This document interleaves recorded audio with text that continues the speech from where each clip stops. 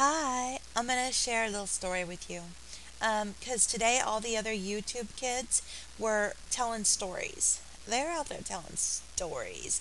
Billy Biggin was talking about being just an adorable, cherubic little kid.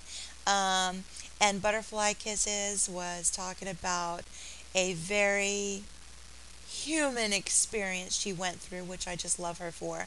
But okay, here's my little story, and it's not big. It just crossed my mind, and it just reminded me of how when everything else is going rough and you're already outside your head, there is potential for more horror to happen.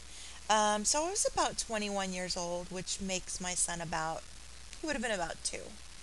I was a child bride. And I was going through beauty college. And so I had to go to school that day. Yes, Charles of Italy Beauty College.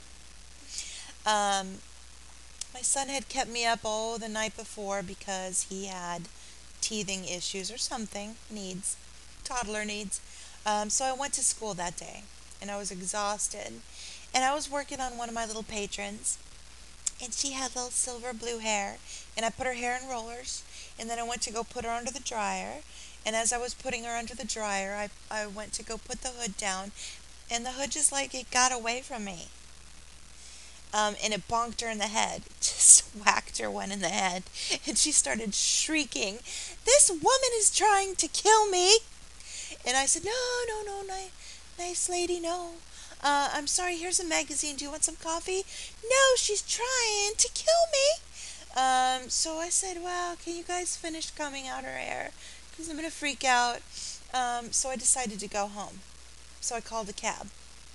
Because, darling, in those days, I didn't have a car. We walked, or we took a cab, or we took a bus. So it was a two-story building, Arizona, middle of the summer. I'm at the top of the stairs and I look down and I see the cab waiting for me. So I begin to make my descent down the stairs. And I feel a cool breeze on my legs. I do. Um, but I'm just like, whatever, I don't know, I'm too tired. So I'm making it down to the bottom of the stairs. I get to the bottom step and the cab driver guy looks at me and says, "Hello. Hi, how are you?" And I'm like, "Hi."